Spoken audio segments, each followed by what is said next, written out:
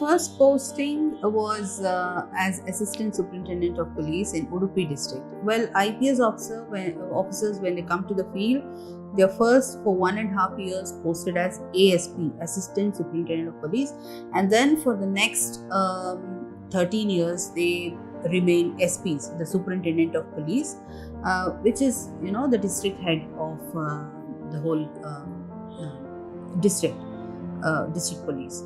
Many a time, yes, I used to feel that in there is some difference between what they taught in academy and what is there in the field. For example, one thing, a glaring difference is in NPA. Of course, it's a now police academy. In police, there are many men, so naturally, the male probationers outnumbered the female probationers. We were not even 1/4 of them. Well, in the academy, they would tell us, well, you are all not women. Don't think you are women. You are officers first, and then women. So your gender comes next to being officers. So we were motivated this way, and we were told to do everything which the male counterparts did, which we did.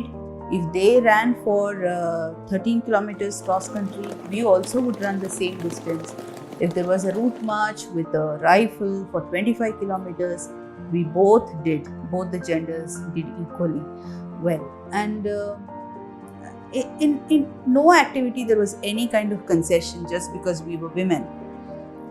But when you come to the field, it's not the same, because many a time, even if you don't want to, you will be reminded of your gender.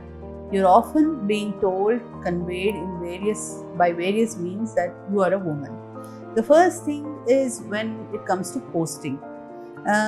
Of course, now that there are many women coming into IPS, and since they have to give all of us postings, and when they are given postings, they do well. So now the perception is changing that women can also handle difficult ones.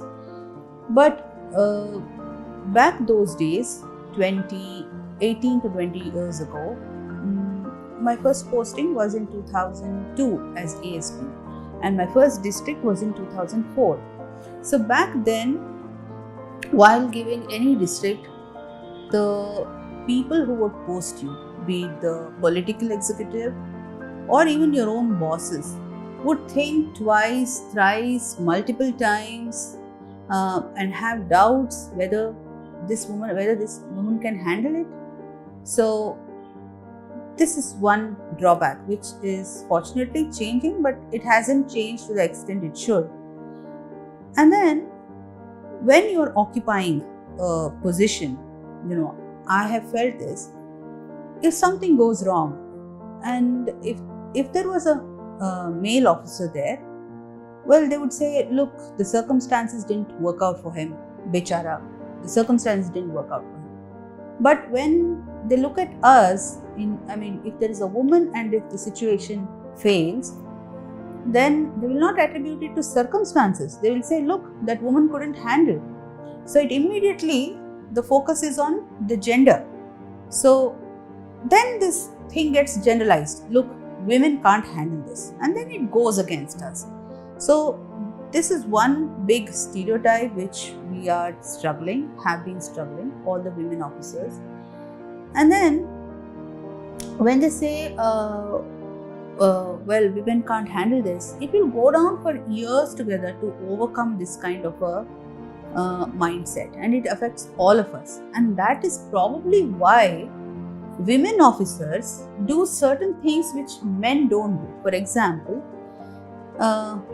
one good thing is they have to work harder. They work harder, twice harder, thrice harder, just to prove, not to be, as I said, not to be seen as a weak woman, delicate woman who can't handle this and so on. So they work hard, very hard. And second thing, sometimes they also try to adopt ways and mannerisms of male officers, which I feel is not required. Nowadays, we have all accepted that we have gender differences. We women bring different things to table. we can handle victim very empathetically, sympathetically, and in a way different from what the male counterparts handled. So, but however, those days, few years ago, women used to feel, well, we should be very strict, never smile, never be lenient, else we will be taken for granted. Even I've gone through these processes. I also would never smile much in my career initially.